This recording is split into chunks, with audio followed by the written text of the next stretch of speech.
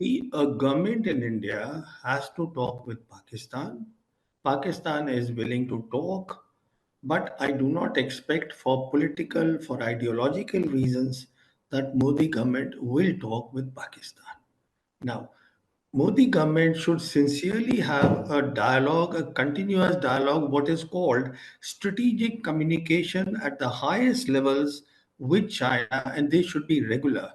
Not happening something like what was agreed earlier by Modi and Xi, that every year we will have an informal summit between us, which never really went past the second summit. That is required, and at the highest level, there should be interactions. This is called strategic communications. You build trust. Trust, when it is broken, does not get built in a day, and trust is important.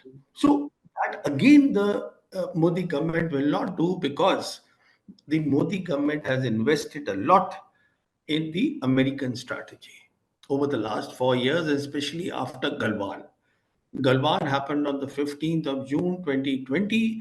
After that, they went whole hog, signing all the agreements that the Americans wanted them to sign, uh, with the result that today the Foreign Secretary of India, Foreign Minister of India says, Jay Shankar, that our policy that we started at the beginning of the this government 10 years ago, which was called the Act East policy, it has been vindicated by the Indo-Pacific strategy. What is Indo-Pacific strategy?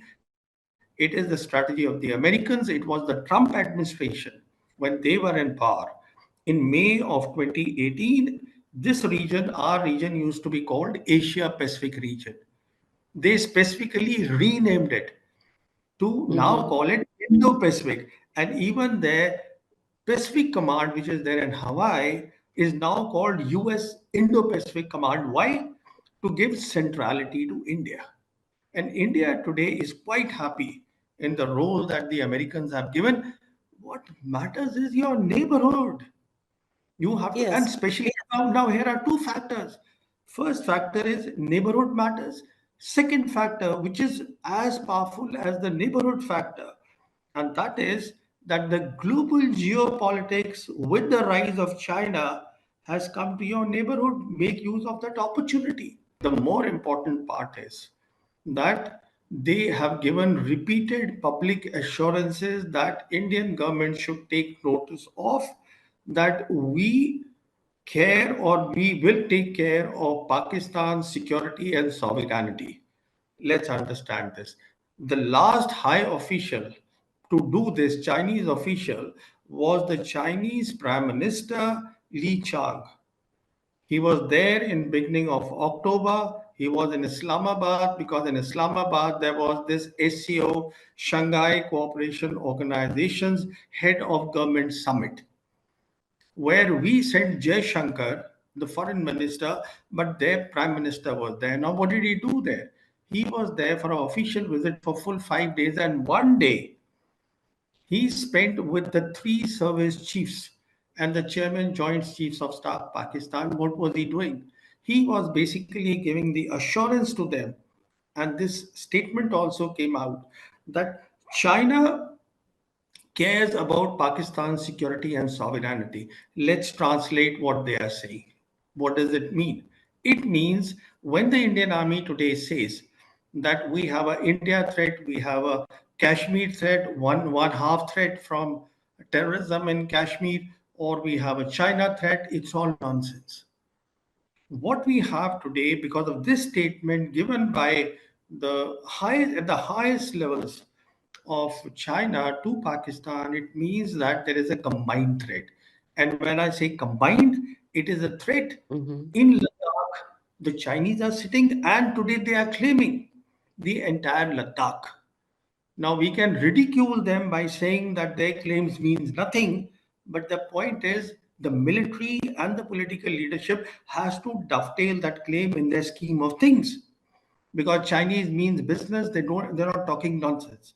Now, on one side they are claiming Ladakh, on the other side, the Pakistanis want a settlement of Jammu and Kashmir. They are saying a settlement. They are not saying we want Jammu and Kashmir today. They are saying talk to us on all the issues together. Mm-hmm. That is what they are saying. So, what is the threat?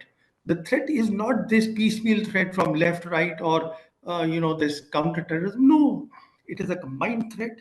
The threat is from China, Pakistan, and Kashmir, where you have completely alienated how many 8 million Kashmiris, which is how many 80 lakh Kashmiris have been Yes. alienated.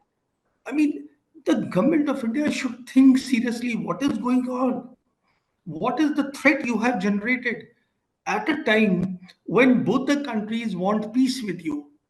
Instead of talking to both of them, instead of assuaging the problems of the Kashmiri people, you're quite happy giving statements which are provocative. So, you see, let's take them individually. As far as China is concerned, disengagement is a good thing.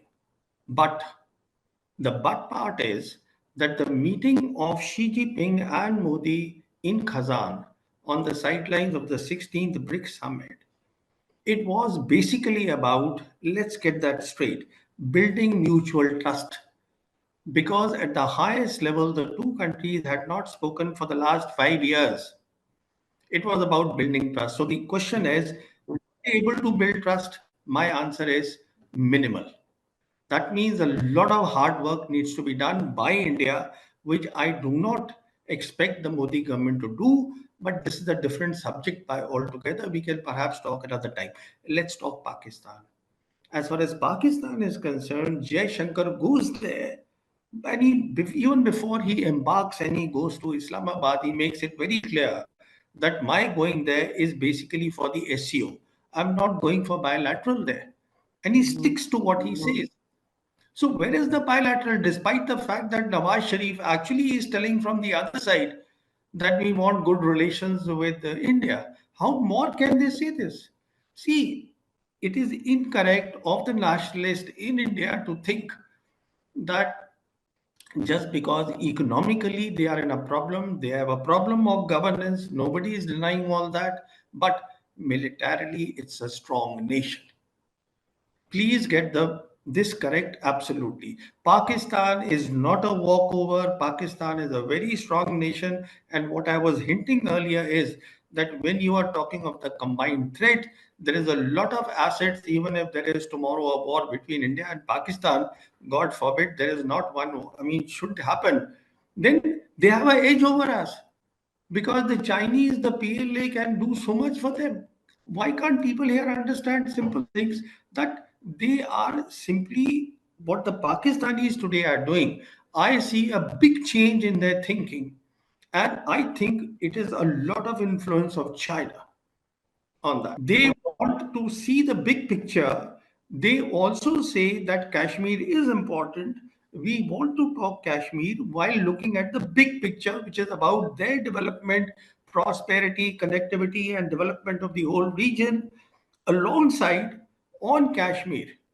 I know that they say that we are willing to start bilateral talks with the Musharraf formula.